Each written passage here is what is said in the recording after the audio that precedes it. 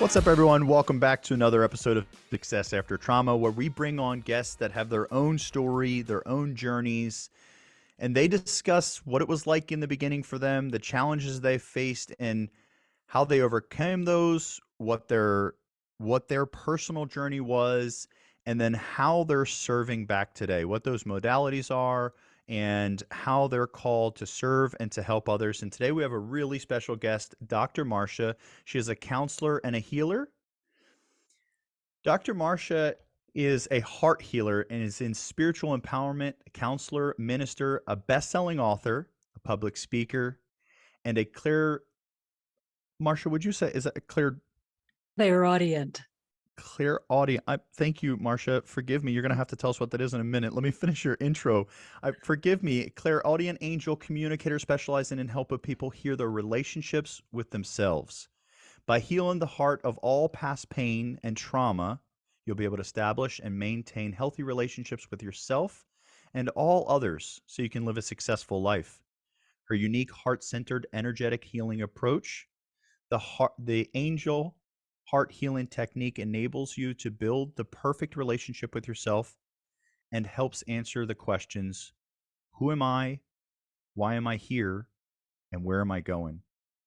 Marcia will help you release your greatest fear so you can achieve your biggest traumas and heal your heart and transform your life. Now, I've had the privilege of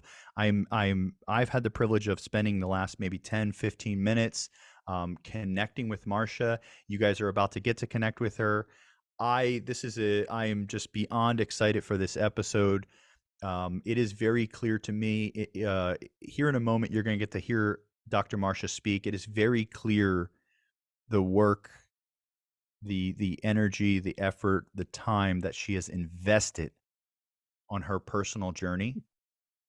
Her level of ascension is well above most people that I get to speak to. Her journey starts as a kindergarten teacher, or I'm sorry, was it third grade teacher, Dr. Well, Marcia? actually, no, you were correct. I started in kindergarten, left kindergarten, and then started in kindergarten, went to get my master's, spent all of this time in the spiritual community, which at the time was called parapsychology, and then decided that, I needed to get my life together and be a real person, stop fooling around with all this stuff, that couldn't ever make my life work, stop being so weird. And so I went off in all these different directions, left teaching for a while, came back as that third grade, and fell off the cliff after that for a long time, and learned so much about how important it is to bring the spiritual into your everyday life. And I think without that long time of being absent from the help of the angelic community, I would not appreciate them to the degree that I do today. Their absence, even though they weren't really absent, I was ignoring them. So it might have been. And I wasn't taking responsibility for any of the choices that I was making. I was so busy living my life to the fullest as a victim that it couldn't possibly occur to me that I was in charge of what I was attracting.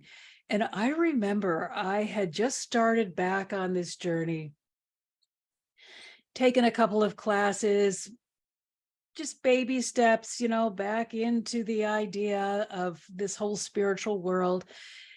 Didn't really see a whole lot of improvement.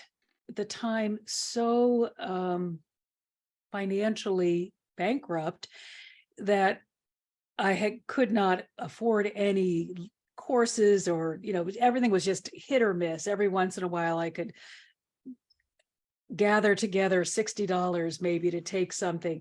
So most of this was me going to different branches of different libraries and just reading their entire section on spirituality.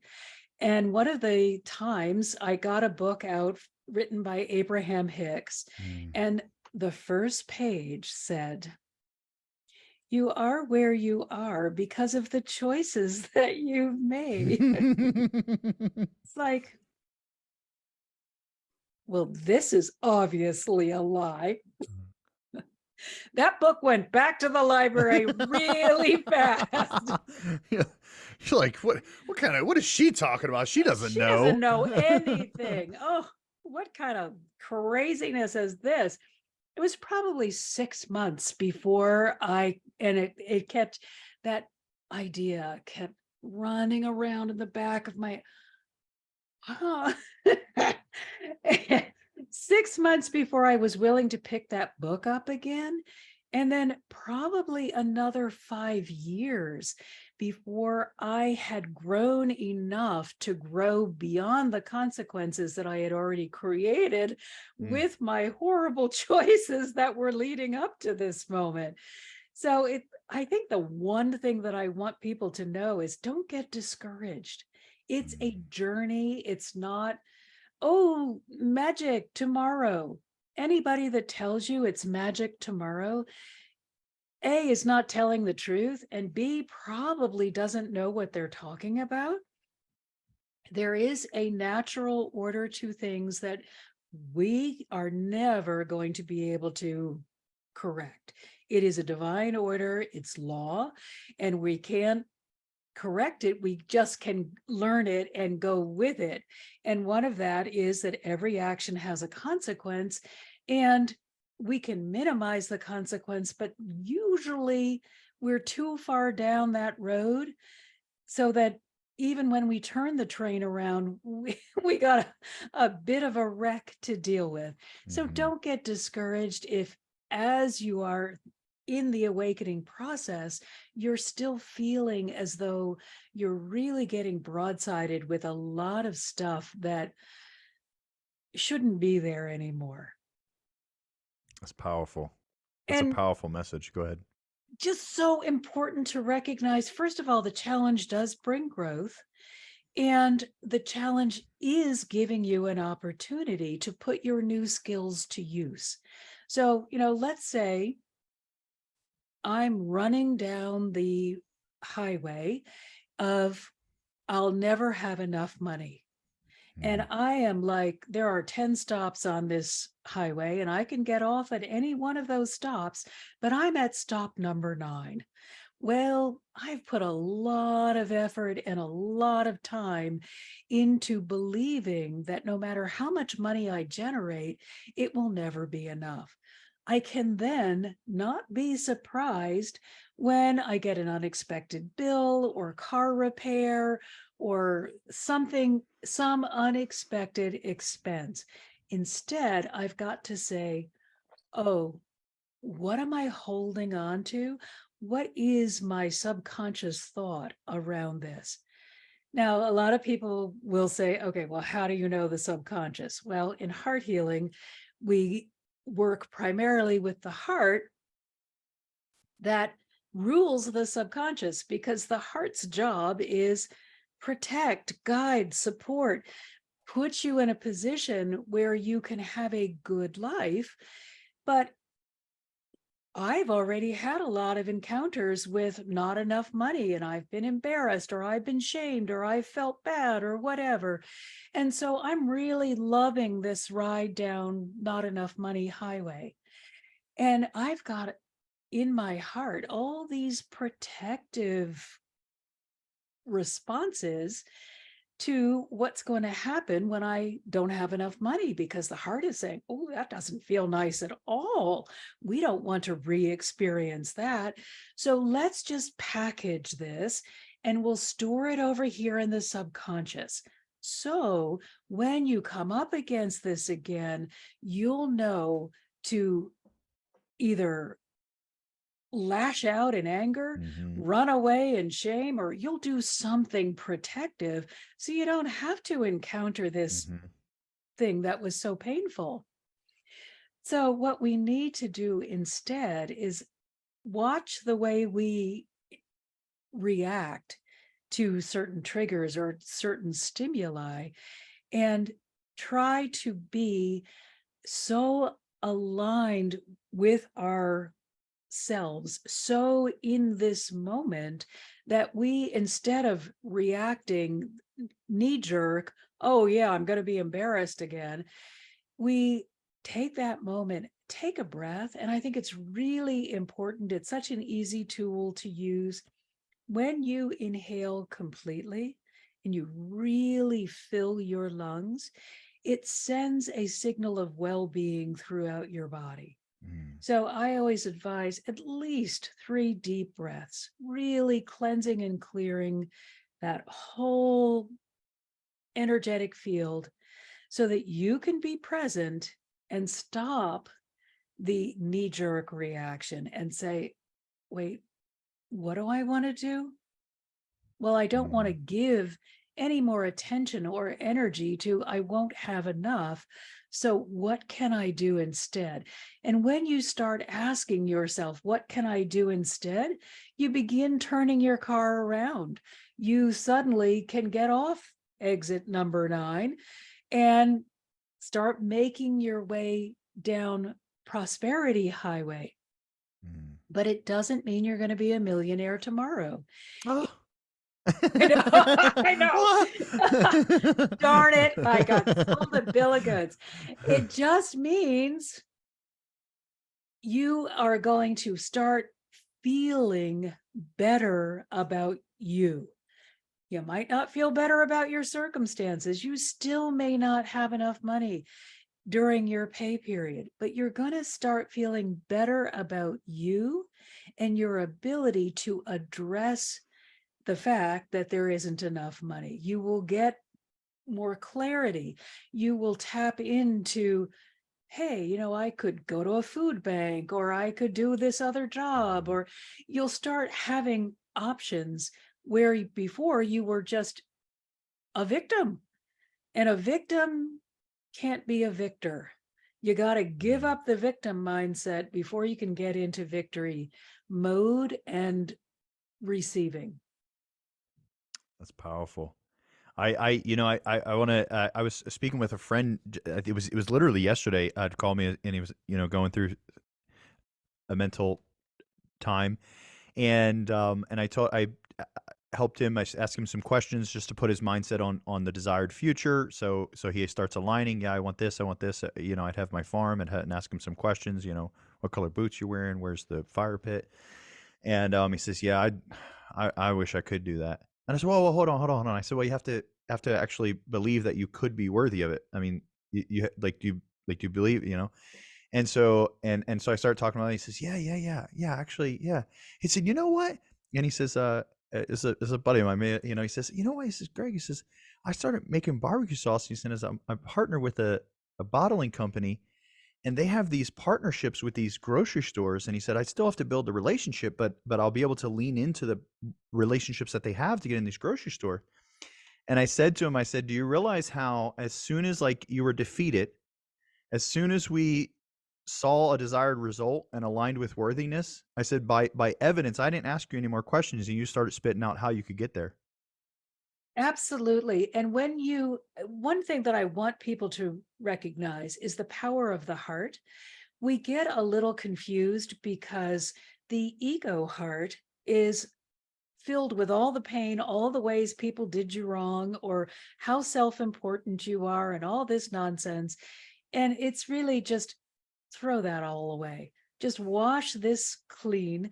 In heart healing, we actually go to the place where the trauma began, the trauma trigger, and we release it and replace it with truth. It's divine truth, which is you are perfect as you are. But just what he needs to do is just clear away whatever is poking its head up Mm. that says, I'm not enough, because there are more neurons that go from the heart to the brain than there are from the brain to the heart. So we really can't rely on our brain to lead the way. We need to be in heart coherence. And for me, it's the energetic heart, not the physical heart. We need Mm-hmm. to step away from the physical and really understand the power that we have at our hands. So if he can just say, it would feel great for Mm, me to have this. Yes, I can feel what it feels like. Get into the feeling place of being a distributor of his barbecue sauce with grocery stores and just start amplifying the feeling. That's going to then send the correct thoughts to his brain, mm, and there's going to be less derailing. He's going to do less of the, but what if I can't? mhm, Or what if nobody likes my sauce? He's going to be so caught up in the energy of expansion, because mhm, then you're calling on the spiritual realm. Now you're bringing in angelic support. Now you are connecting with your divine alignment and really allowing that to guide you. And what's really wonderful to remember is you don't have a desire that hasn't been gifted to you by the divine, mm, because they see you in your perfection. They see your highest good, and they encourage you. They sort of push you along in the direction that will get you to that place of highest growth most quickly. And so any desire that you have that you really feel aligned with is a divine nudge. So everything is going to be laid out, just like who has an already in place partnership with a bottling company that has space in grocery mhm, stores. mhm, This was not a coincidence. This is a beautiful divine alignment that he is just leaning into, because you helped him clear away the block of this can't be. mhm. That's so powerful. Yeah, Dr. Marcia, I got. Has anyone ever honored you with saying? Because if not, allow me to be the first. You remind me a lot of Abraham Hicks. It's funny, a lot of people do say that. Okay. Yeah. And that's one of the things that I will tell people is, those of us who are sharing this kind of information should be sharing almost identical truth with different vocabulary. We Mhm, all use our own vocabulary, but we are supposed to be going from the same source, and there is only one mhm, mhm, truth that can come forth from that source. mhm. So if you got somebody over here saying something that is radically different from the rest of us, they're either way out ahead of all of us, or they Trying to are create not their own space. aligned.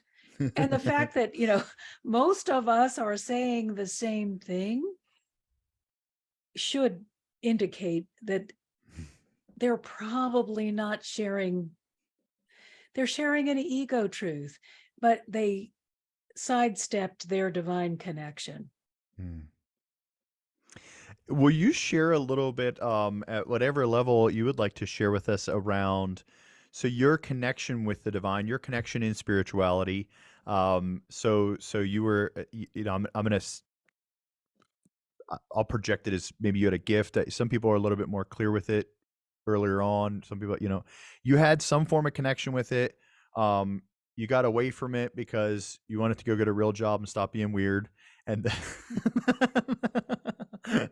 and then can you kind of paint a little bit of a picture? Where was the, like, when or how, if whatever you can remember in term, like, where was the nudge and what was that shift like as you started really channeling back into and realizing spirituality?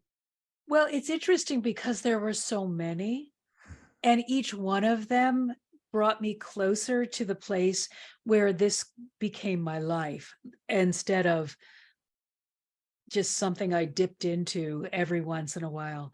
But I remember at the church that we attended as a child, they had a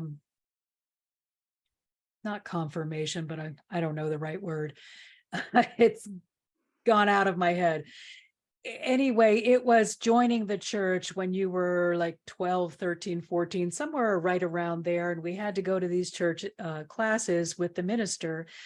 And one of the things was to really spend time reading the Bible and supposedly getting to know Jesus. I don't know that they really understood God, but they kind of liked Jesus. So it was like Mhm. Jesus was the one they were pointing to, or Jesus was considered to be the one that may be more approachable. And I got the Good News Bible at that time. And I remember just developing this incredible kinship with Jesus, and yet deep anger, and saying, I don't get it. I don't know why you thought it was great to come then, but yet you just took a powder and now look at the world, it's a mess and you're nowhere to be found. So I don't understand. What's wrong with you? Mhm, mhm. So I had that kind of push me, pull me going on with him. And I remember actually even earlier in the Sunday school classroom, Jesus had my color hair and green eyes, and he had curly hair. Now, we know this is impossible given where he was Mhm. located, but I was maybe 5, and I thought, oh, isn't this amazing? He It's looks me. just like me. So there was always this Jesus friendship. Then I sort of had a falling out during this confirmation period where I was like, it was nice of you not to show up. We have people that need to be healed right now. I don't understand why you're absent. Then in high school and college, no, not college, I skipped it. High school and my master's degree, I was astrology, I Ching, all of these parapsychology. So, again, dipping my toe in, but never really aligning. It was just too weird because it really wasn't a divinely centered relationship. Mhm. It was just bring in these things outside and use these sort of parlor tricks Mm. to manipulate things. Mhm, And mhm. so that got kind of weird. And even though some of it had tremendous value, it wasn't an inside out. It was definitely for me outside in. I was trying to force everything to happen and I had no connection. So then go back to teaching school, and because I can hear them, they're telling me, put uh change the way you teach so these kids are able to learn. And I'm just thinking, oh, I'm a really great teacher. I have all these great ideas. That's great. And I did, again, no internal, this is all outside. And yeah, I'm following the directions and the results are amazing, but I must just be a good teacher. So then I leave that and start my descent into madness, and have completely forgotten even about their presence at this on this part of my journey. And not until I'm like in my 40s and I just get to the point where I'm like, I don't, there's got to be a better way. I can't handle this anymore. And then somebody introduces me to EFT and I try that and I think, that's interesting. That's a valuable tool, but it doesn't go deep enough. And then I start beginning my exploration of, this is when we didn't have 2 cents to rub together. So exploring all of the libraries, reading all of these books, deepening again, and starting to get drawn back into that inner work, beginning now with a little more maturity to understand that it's inside instead of outside. Mhm. And that's when Jesus really reappears in his fullness in my life, because the Christ consciousness is the one energy that we must all embody if we are going to truly embrace our awakening journey and be able to feel honored by it because of our growth. It cannot be from outside in. It has to be you connecting with that Christ light within and allowing it to expand from within you and be your Mm, guiding star as you move forward. It's not the Christ energy doing the work for you. It is the Christ energy supporting you through your growth. And that changed everything. mm, So I have no love for Christianity because of its choice to be often bigoted and hateful towards certain groups of people. But I have a deep and abiding love and friendship with Jesus. And actually, it is Jesus that does the heart healing with me. Without that mm. energy, this would not be possible. That's powerful. I love that. I also, which I'm still in the midst, still processing through, but within the last year, have evolved a lot, and am comfortable saying that I'm not a Christian and I believe in God and Jesus. And man, there was just so much turmoil for a while in there. There's still things to process. But I felt so much like I felt like I had to say I was a Christian, but I felt like I didn't want to hate people the same way. Forgive me, I'm projecting here, yeah, yeah, that's powerful, and I'm somewhere in that chapter of healing Yes. spiritual And wounds. certainly in my victim period, I went to a lot of different churches and received even more trauma than I already had given myself. So I don't believe they're bad people. I just don't think they were enlightened people. And again, they were a gift along the way for me to understand. So Jesus is my best friend, but I am not a religious person. Hmm. It is the being that is guiding me. And one of the first things that Jesus teaches everyone is he will go in front. Because if you have been the victim of trauma and abuse, the one thing you believe is that you will always be alone and that no one cares. So the first thing Jesus introduces you to is the fact that he will go in front. He will stop whatever is coming to you so that you can assess it and get a feeling of, do I want to engage with this? Do I not? Do I want to clear it? He immediately gives you a feeling of safety and deep, deep love. And that's not something I was able to get from any religious experience. Hmm. So I had to just step away from religion and develop a relationship with the energy of love.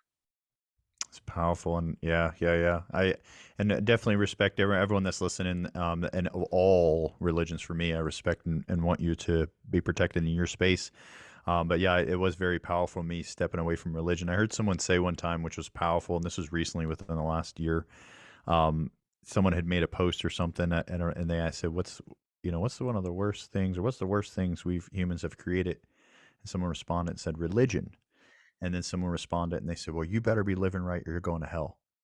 And the guy responded and he said, "Oh, I'm sorry." He's like, "I was just saying that, like, I believe in spirituality and I want to live right. I'm not sure if I am, but I want to live right. I was just saying that religion is responsible for 90%, if not 100% of our wars. And we created it." Uh, but yeah, it was just a realization of religion's not actually, I want to project that for those that, I'm non-religious, but for those that are religious, you're allowed to be. Yeah, Um, absolutely. If your relationship within your church is working for you because you have social support and you feel seen and heard by them, absolutely 100% keep that, but add on a friendship with mm, Christ. mm, Add in a personal relationship with Christ consciousness so that opens you to divine support. Don't expect the person, pastor, whomever the officiant is of the church to be the only one that can have that relationship, but do the Mm. work to have your own personal relationship. I love that. I love that. I love everything you're sharing. You are so awesome.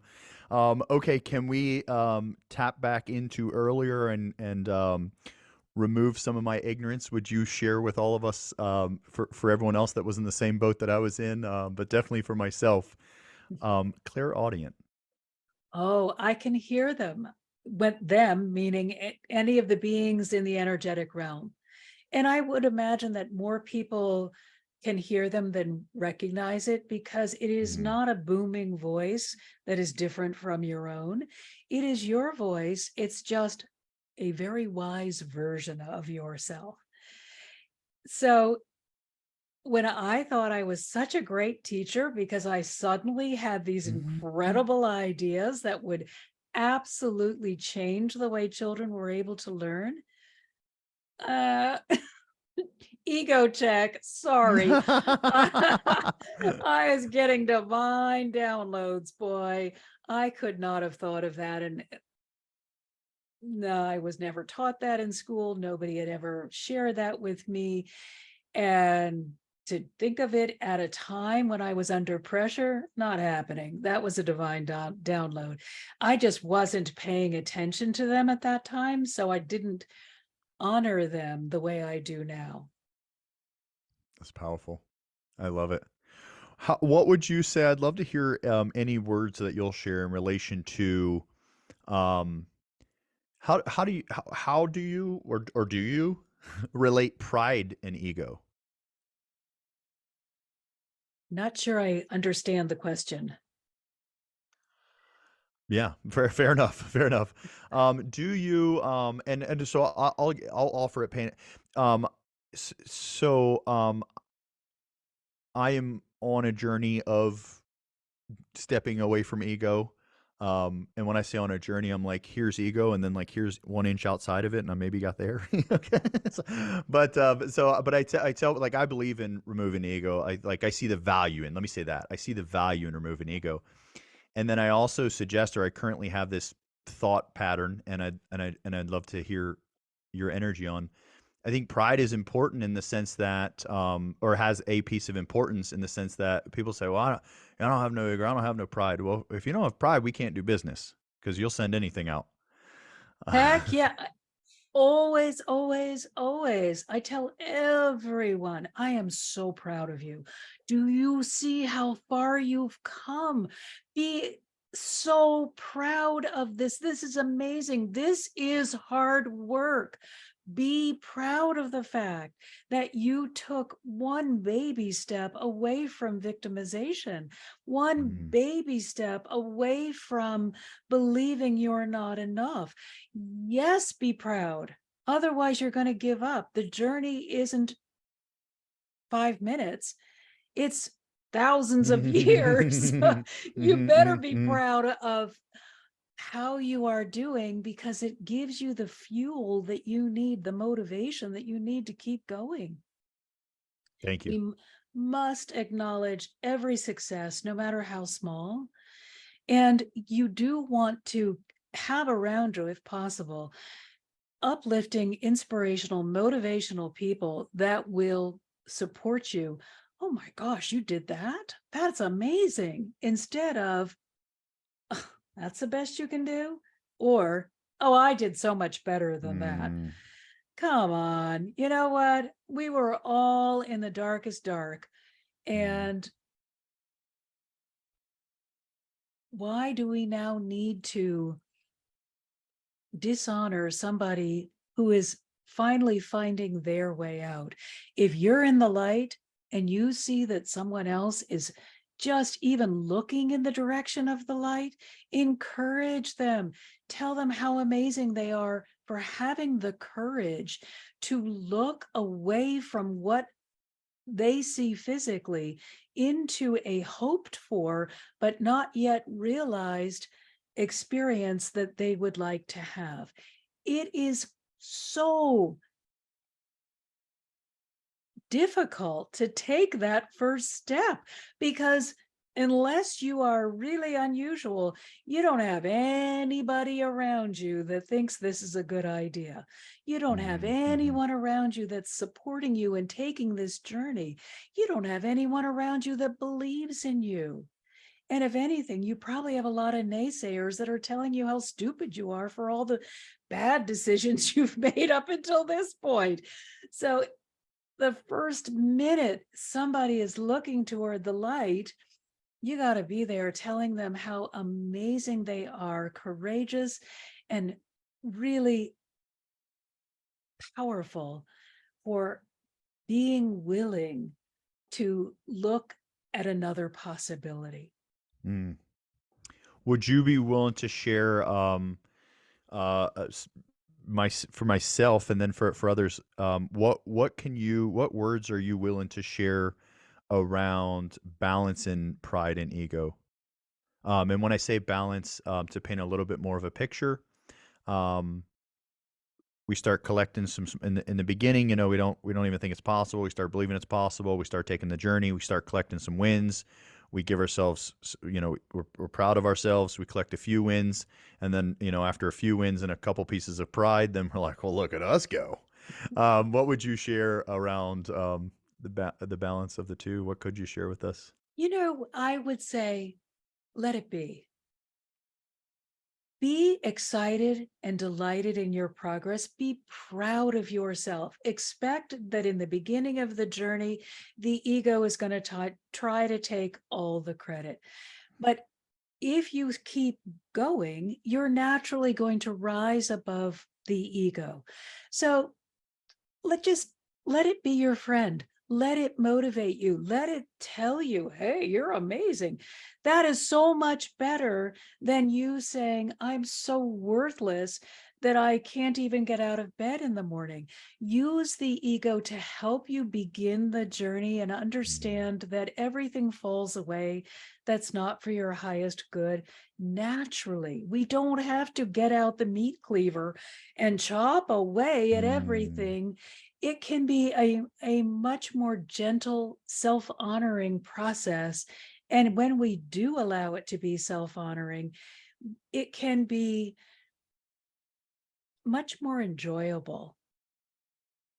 I certainly began with the meat cleaver because mm. I was in such a place of Get rid of this stuff. yeah, oh, I was so much self-hatred, Oh so man. much embarrassment over where I was as opposed to where I thought I should be. Oh. And so, I just wanted to hack away at everything immediately. And that isn't self-loving. That is not in alignment with the divine.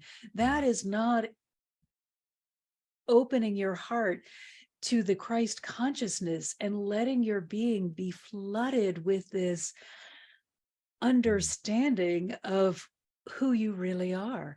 So if the ego needs to get in there in order to keep you motivated, let it. Don't worry about these little crazy nuances.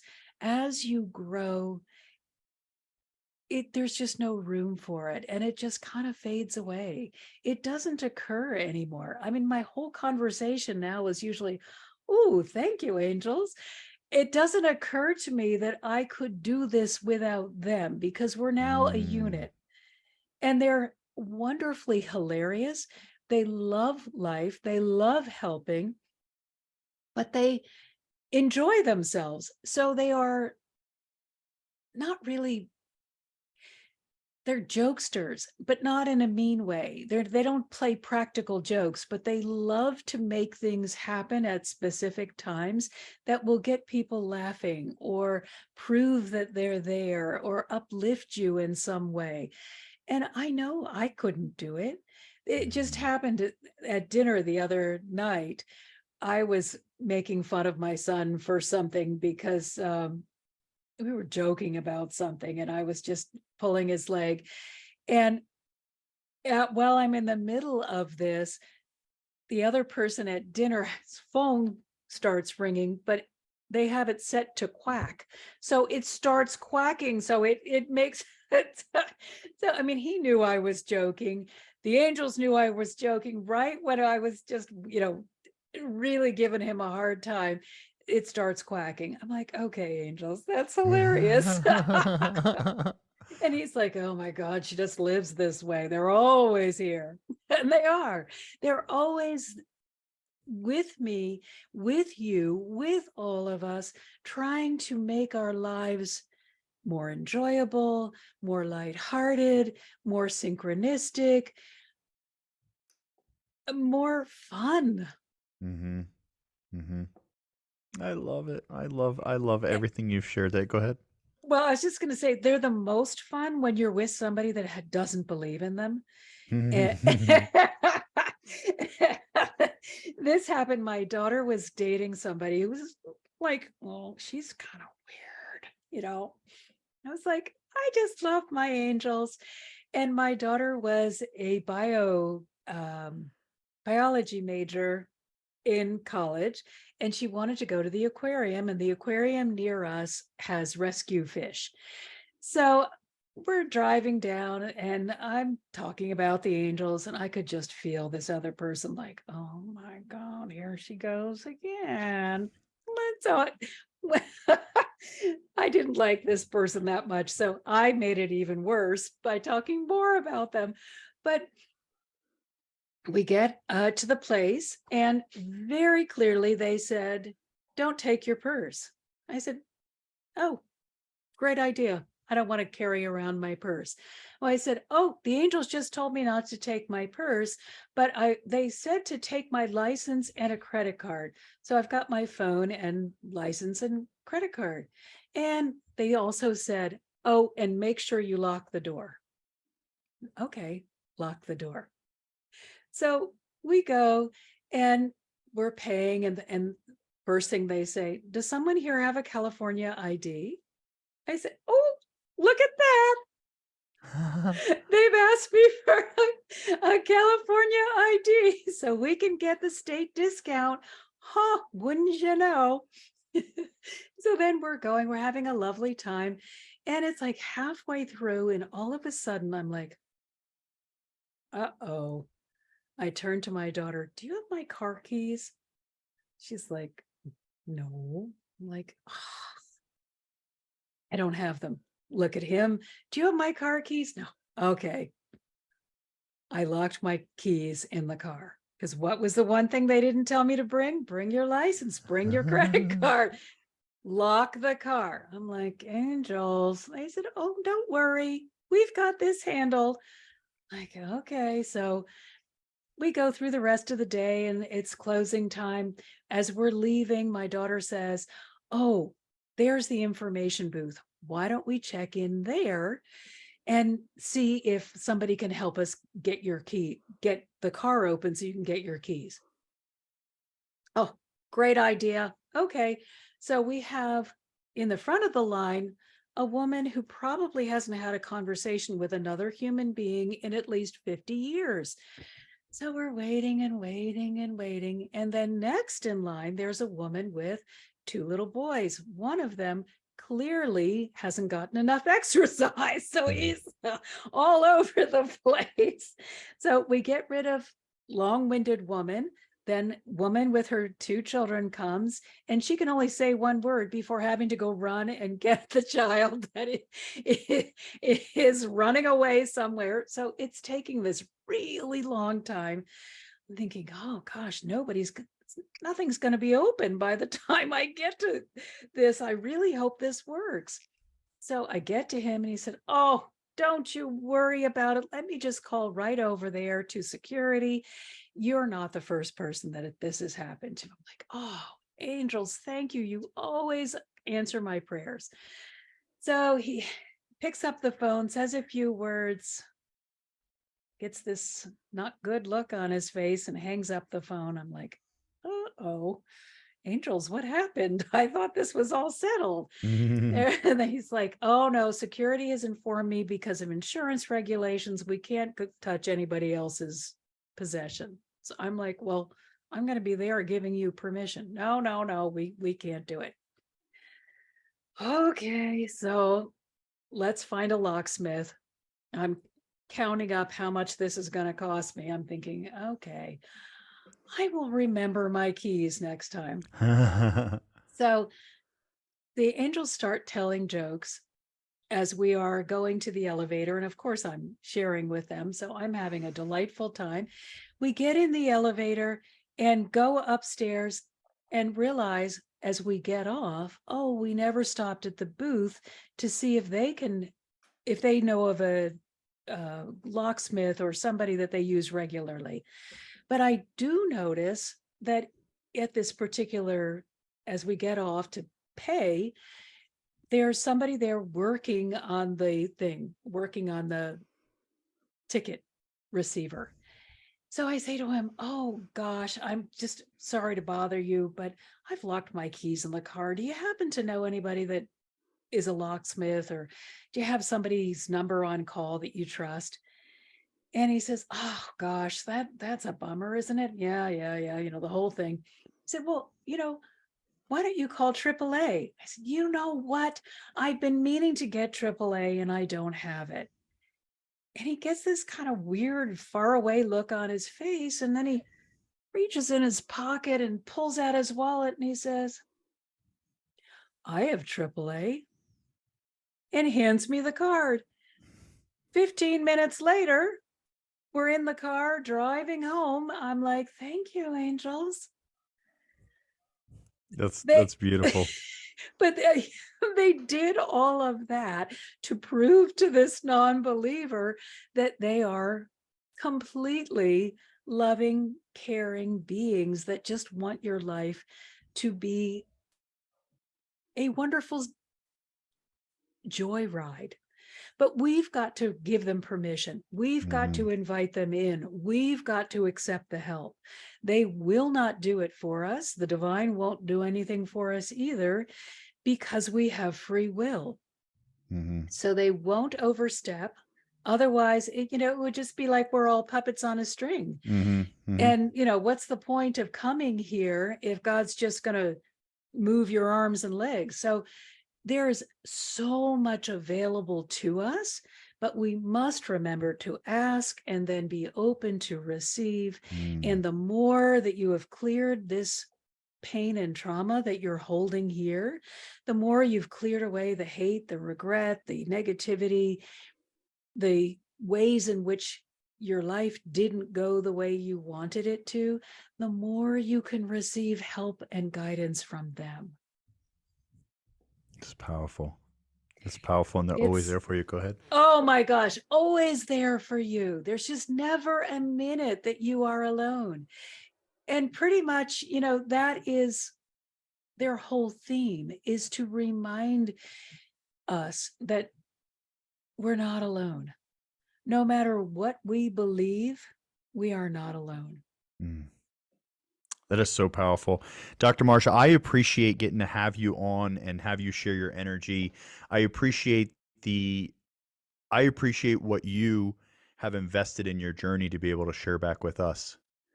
It's been an incredible time with you. Now, for those, are you in terms of what's the question? um, how are you? How are you serving? But maybe there's a better way to say it. What I'm trying to figure out is if someone wanted to, for the people that like, I'm sure there's like tons of people. I'm sure everyone you meet, or say everyone, right? But that are like, whoa, I want to connect with her. Um, do you do trainings? Do you do one-on-one? Do you have like what does that look like for people to be able to connect with your energy? Well, actually, the angels have just expanded what we're offering. So now is a great time because I am moving away from the one on one counseling into still doing some private one on one, but we're doing it in groups. And now we've become a nonprofit. So there is no longer any barrier to entry because I just looked around and said, I know I couldn't have afforded me when I needed me most. And every person that I know of that is going through a traumatic experience is struggling with something, and it's often financial. Mm, So we've just taken away the barrier to entry. Yes, you can hire me privately. That is much more expensive and not mhm. part of the nonprofit, but we are accepting people into groups, and you get the same care and love. You just pay what you are able to, even if it's nothing. We ask you to give back in some way. So Mhm, you can mhm. write us a review, you can share us on social media, you can help offer a skill that we don't have, or when you're back earning money and really feeling good, you can pay into the foundation knowing that you'll help someone else. That's powerful, and for everyone listening, for those that are the ability, whatever you give back is just completing the energy exchange. Yes. And that's why we ask everyone to do something. It doesn't have to be a dollar amount, but sometimes sharing, I do a weekly inspiration, sharing that inspirational post on social media Mhm, mhm. may do more for more people than whatever dollar you can put into the foundation. So it's all about doing the most good, being the most uplifting and motivational and inspirational, while sharing only divine truth, not crazy stories about you'll get rich overnight if you do this or that kind of thing, but really healing the hurt. Well, I'm not joining the program now that I can't get rich overnight. I was in until you told me that was out. Oh, darn that, Yo, keep But going. let's also understand that the divine do want you to be financially comfortable. You don't have to be a millionaire. You need to have your needs met. And that is part of being in alignment with the divine. You cannot do the higher work if you don't know where your next meal is coming from or where you're sleeping tonight. So understand that as you align with the divine, those basic lower needs are also part of the package. Hmm. Powerful. I appreciate you saying that. I have a belief. I'm just sharing my projecting mind for everyone. That yes, we're allowed to be in alignment with abundance, and abundance means I look at personally. I look at money as money flows through me. I tell everyone, don't take your financial advice from me because I spend it as fast as I make it. That's why it flows through me. Um, I say that in terms of, I do some coachings and trainings, but as soon as something's coming in, I'm hiring the next coach or training myself. And so it's just a flow through. And And so just to, important, because money can do a lot of good, but it isn't doing any good if it's being hoarded. So, yes, let it flow because it will flow back to you. Actually, my doctoral thesis was on the idea of living as Jesus did and walking in joy, as opposed to Maslow's hierarchy of, well, we have to have our basic needs met before we can actualize. If you just go straight for the actualized mind, if you really open up to the divine, you can expect that these lower needs are going to just come along as part of the package, and not you needing to say, oh, now I have to step out of my spiritual self and go to work. No, you should be able to stay in this place continuously and know that what you desire, what you need, will be provided for you with your work. You don't get to just sit on the sidelines. You're part of the picture. But Mhm. one of my favorite examples is Jesus saying to Peter, of course, the disciples were humans first. So Jesus goes off to meditate, having a wonderful time with life, and leaves the disciples to their own devices, which of course meant they Mhm. got into trouble within a few Mhm. minutes, Mhm. because who comes? Well, a messenger from, what were they at that time? Not a king, the emperor. The emperor. Hey, guys, you owe us taxes. Well, instead of staying in their divine mind, they divert immediately back to their ego mind. Oh, that Jesus, he's terrible. He didn't tell us to collect any money. What are we going to do? We just live off the benefit of people, and we haven't been collecting money, and now we have to pay taxes. I knew he was a fake and a fraud, and all up in arms, completely leave their connection behind. What does Mm, Jesus do? Comes back. He's just totally immersed in his connection, doesn't get riled. He simply says, "Hey, Peter, you remember how to fish?" Peter's like, "Yeah, I mean, that was my day job for a long time. So, yeah, I know how to fish."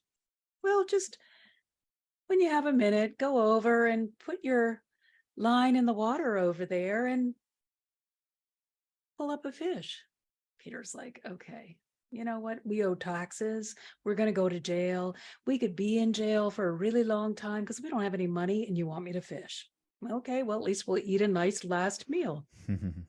Goes over, puts his line in the water, pulls up the fish, and Jesus says, "And while you're at it, can you look in his mouth?" And of course, there's a gold coin. We are not expected to live in poverty. We are not expected to just barely get by and feel as though we don't have enough. We are expected to prosper Mm, to the degree that we need mhm, to be in alignment with our own journey. So if my journey is to live on a mountain, absent from society, and live off the land, I'm not going to attract a lot of money because it will just get in my way. mhm, If my journey is to create an organization that gives clean water to all world countries, I'm going to have a huge bank account at my disposal because it requires that amount of money. mm. So powerful. So powerful. I love how you wrapped up in the end. You said the amount that we need depending on what we ask for in life or what our desire is. Dr. Marcia, I appreciate getting to have you on. I'll invite you publicly and reach out to you separately. And I would love to have you on in future episodes as well. Your wisdom is just incredible. Your energy is incredible. For those that would like to connect with you, would you share what's the nonprofit, like if someone wanted to get involved with the nonprofit, where would they do that? I'm a split personality because I got my website that I've had forever that's really developed, and then this poor little weak thing that's the foundation. Yeah, yeah. So come to my regular website. It has a link to the foundation, but just message me directly. It's Heart Healer, and on the counseling tab, you just fill out what you're going through, what you've already tried, whether it's worked, sort of your level of commitment, and that'll clue me in that we need to have a chat, and that will let me know, hey, are you really wanting one-on-one, and can you afford that because it is quite expensive, or do you need to be over here in the foundation side where you give what you can and you still get the same benefit? Hmm. Beautiful. And you said that the website was mmhearthealer.com. Is that correct? Yes. Awesome. And for everyone listening in, if you're listening to the audio, you can check us out on YouTube. You can watch the video. The channel is Success After Trauma, and we're going to have the links included on there. And if you're watching us on YouTube, you can download the audio so you can listen to us in the car. We're on all major podcast streaming platforms. And before we get out of here, Dr. Marcia, would you share? I always ask my guests to kind of share. I kind of give you whatever I'm channeled or prompt to ask, and then ask you to just share whatever you're channeled. So, if you would share for the people that are um, the group of humans that I would like for you to speak to, if you would. So, the people that have had small realizations, awakenings, or realizations of their spiritual guides and their angels, and then they just haven't tapped into that yet. They weren't sure, but they have a desire. There's something, they're intrigued, but they haven't allowed themselves to really, really tap into that journey yet. Would you share a final message with that group? I would encourage you every week, I have a live in which I share how spirituality can be applied to everyday problems. I call it practical spirituality. So if you are just new and you feel like, well, how can this help me in my daily life? Join me on my YouTube channel. Again, it's Heart Healer. And you'll understand how impl- aligning with the divine just gives you clarity for all aspects of your life, because it's difficult when you're just beginning to understand how you're going to take this highly finely tuned information and apply it to the coarser physical world. So it will just help you. I think what I'm talking about next week is, well, I've awakened and I'm angry. Is there something wrong with me? So, we looked at how to stay in 5D consciousness, and then all the different ways in which we could be sabotaging our journey or getting sidelined by the physical world, and what we can do about it with spiritual tools. That's powerful. And that YouTube channel was Heart Healer, is that correct? Yes, it could be Marcia Martin, the heart healer. Awesome. And I'm sure for everyone listening, check it out. It might be Marcia Martin or Heart Healer, but definitely check it out. I'm gonna definitely subscribe to your channel as well. Absolutely, just incredible energy. I can't say it enough. Thank you so much, Marcia, for being on, and everyone else. Until next week, be great. It's already in you.